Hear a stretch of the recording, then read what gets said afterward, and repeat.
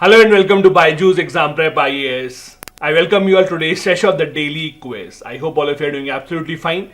Just in case you have any issues in your IAS preparation journey, all that you need to do is fill up the Google form whose link you will find in the description of the video, and one of our experts will get in touch with you to make sure that you navigate all these problems without any trouble whatsoever. Now, let's begin with the first question. Question number one. Consider the following statements with regards to BOT, Build, Operate, Transfer model. Number one.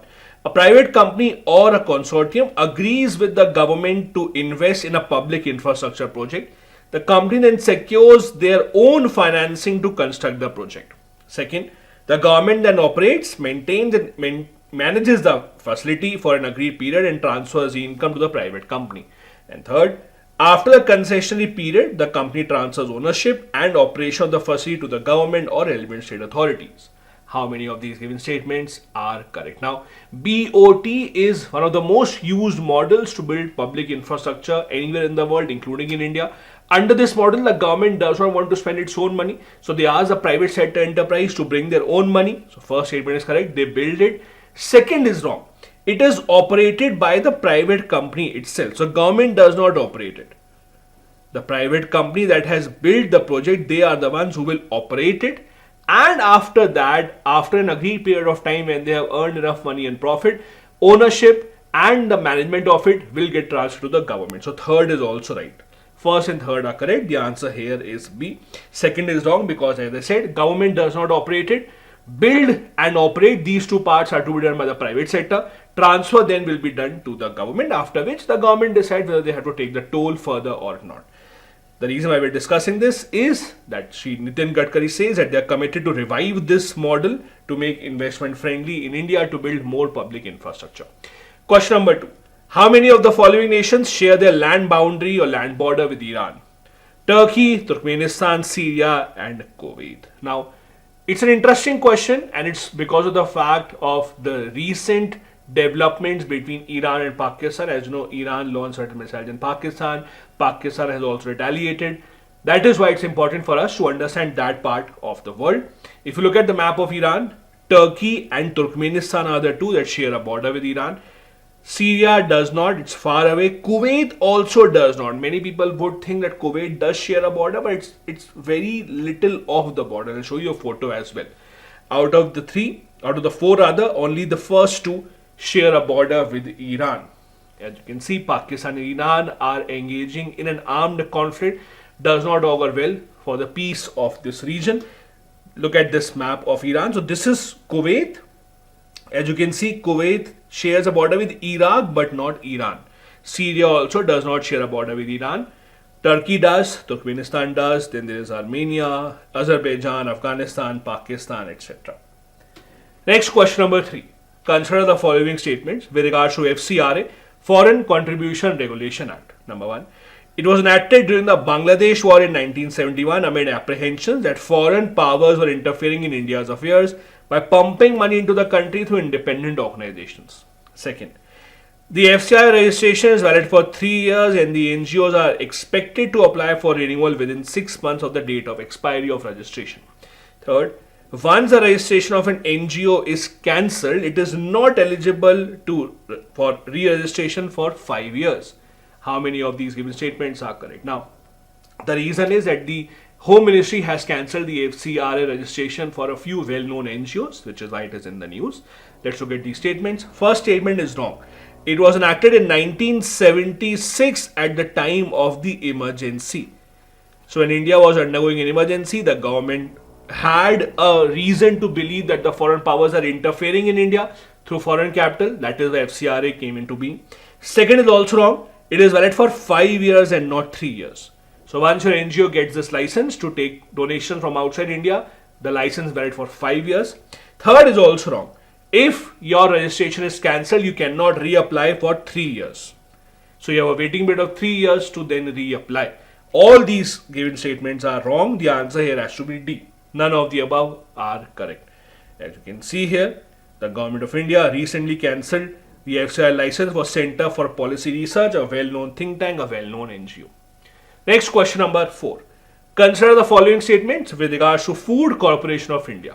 Number one, it is a statutory body set up in 1965 under Food Corporation Act of 1964.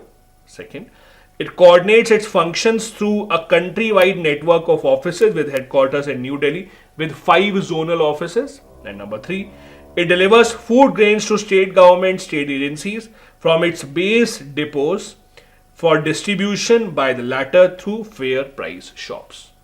Which of these given statements are correct? Now, Food Corporation of India plays a very, very important role. It procures the grains from the farmers and then it gives it to the different governments to distribute under different government schemes that subsidize prices. All these 3 given statements about Food Corporation of India are correct.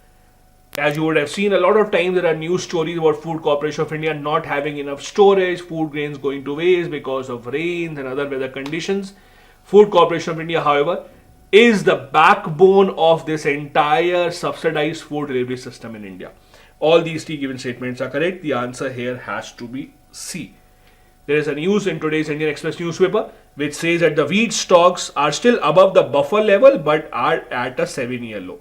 Buffer level is the minimum amount of wheat stocks and the rice stock that the Food Corporation of India is expected to store with itself to ensure that if there is any problem going forward, if there is any shortage of food crops, we would be able to sustain as a country and we are not dependent on anyone else. This is done keeping in mind that in the past there have been issues of famine in India and we don't want that to be repeated. Next is the previous year question from 2013.